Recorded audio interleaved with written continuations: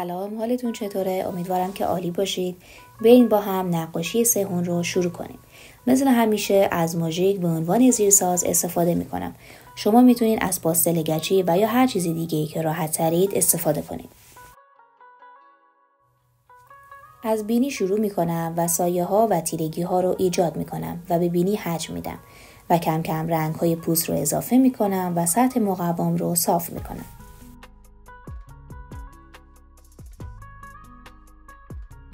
با مداد رنگی سفید نوری که روی تیغه بینی افتاده رو مشخص میکنم. مردمک چشم رو کاملا مشکی میکنم و برای نور داخل مردمک میتونید هم از خودکار سفید استفاده کنید و هم از گواش و قلم. تارهای ابرو رو مشخص میکنم و رفته رفته تیره ترش میکنم.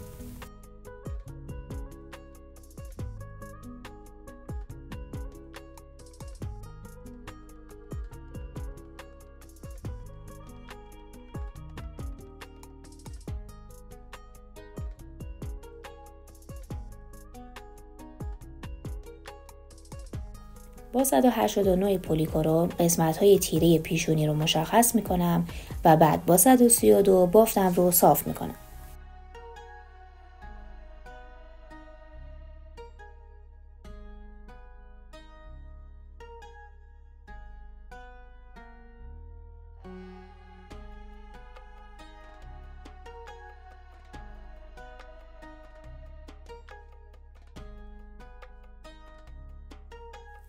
مثل همیشه با لایک و سابسکرایب کردن ازم حمایت کنید و کلی بهم انرژی بدید.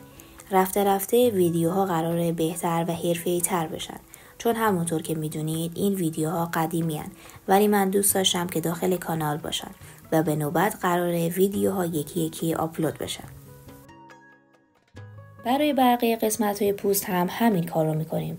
فقط باید فشار دستتون کنترل شده باشه تا بافت مقوا پر و اشباع نشه.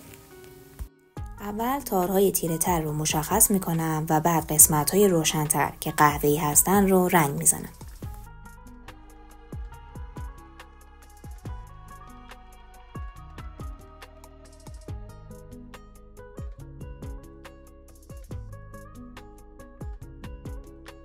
در نهایت با کاتر جراحی تارهای ظریف مو رو برای طبیعی تر شدن کارمون ایجاد میکنم.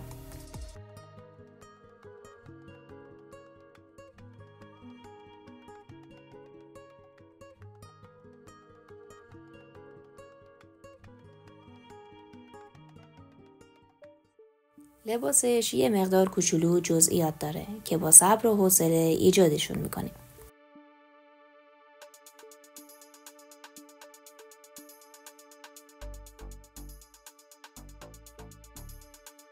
با 2 رنگ نارنجی و پرتقالی کت رو رنگ میزنم و سایه ها رو تیره میکنم تا به لباس حجم بدم.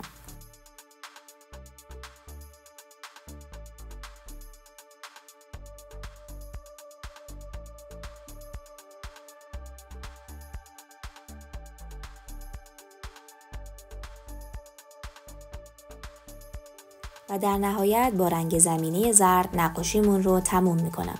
امیدوارم که از این نقاشی هم لذت برده باشید و نکات براتون مفید بوده باشه. یادتون نره ویدیو رو با بقیه به اشتراک بذارید و لایک و ساب رو هم که دیگه خودتون میدونید. دوستتون دارم. تا نقاشی بعدی، خدا نگهدار.